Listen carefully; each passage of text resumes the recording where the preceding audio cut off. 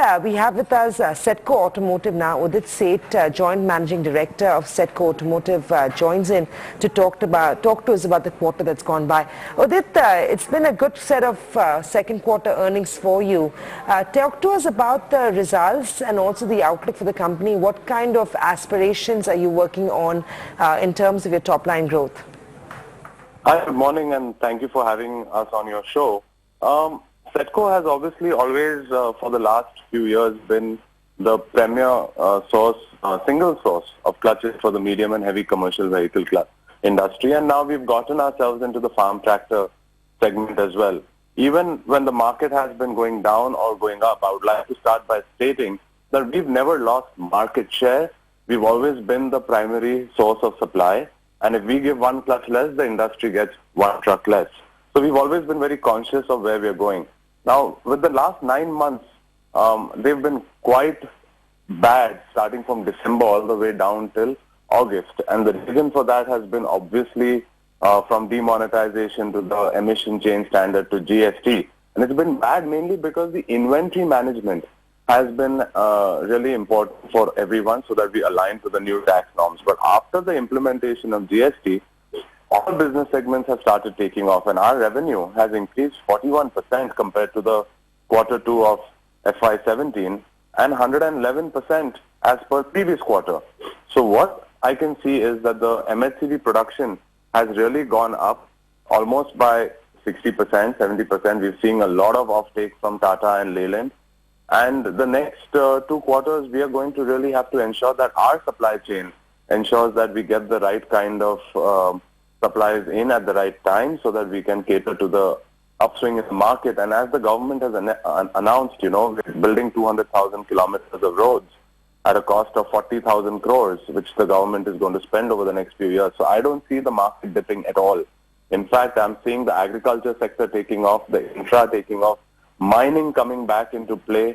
So I think with all of these changes, we have a very good outlook. We need to stay focused on our sectors, farm as well as commercial vehicles.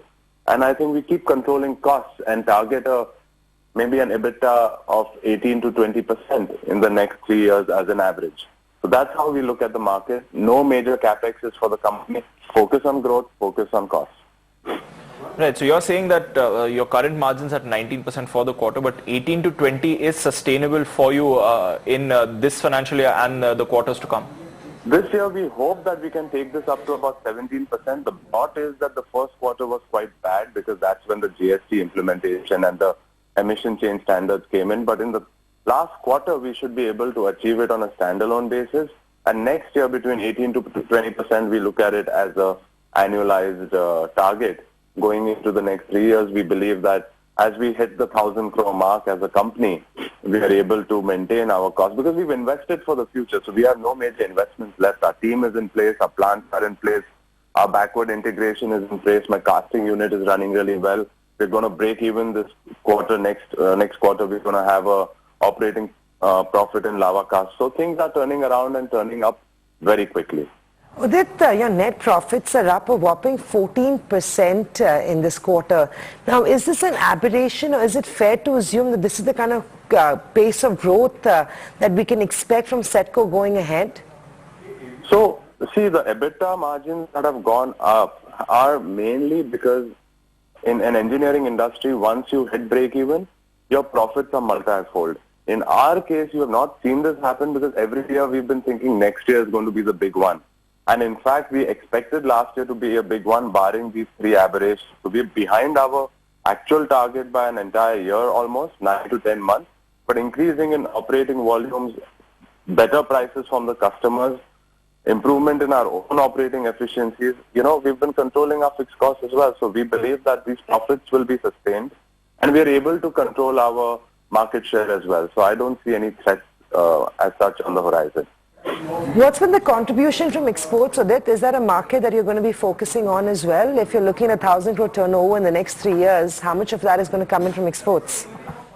Simply put, we are looking at about 20% of our increased turnover to be from exports.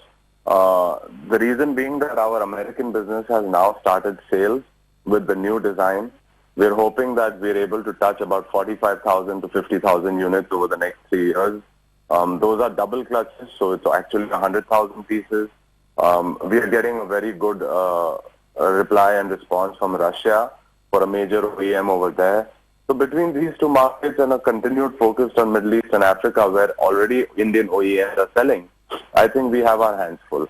And I think exports will be a very big contributor. And if you look at it from a price point perspective, while OEM gives us the best sustained orders in terms of margins, they are low, but at the end of the day, they pay on time. If you look at exports, the margins are the highest, but the lead times are longer, so the payment cycle is a little longer. So in the end, it averages out. We just have to ensure that we keep pushing all the segments quite well. What about the after sales or the replacement market? Because one benefit of GST is that the average daily running of trucks is going to go up, and that clearly should be good news for you as well in the replacement market. What are the developments over there? I think we have a very unique position in this industry because we are almost a near monopoly in the OEM sector. We've managed to sustain our business levels with the confidence of the OEMs, both from a price, from a quality, from a relationship standpoint. We've also become exclusive suppliers to them in their aftermarket. And they normally serve the first ownership cycle of any vehicle sold. But normally most trucks in India have a life cycle of anywhere between 8 to 12 years where they change 2 or 3 owners. And the independent aftermarket, which we also now cater to with over 42 distribution points across the country, and they having their own retailers, we're able to cater to the second and third ownership cycle of these vehicles as well. So now with these vehicles becoming more and more robust, more and more technically advanced, people don't want to put in any product from the aftermarket. So I believe that they will put back in what comes out of the vehicle. जैसे बोलते हैं ना, दिखता है वो बिकता है. This is similarly exactly the same thing, and we expect that those volumes will continue growing by about 10 to 12% year on year, and we don't see any change, dramatic impact to our business over there. There'll be good contributors.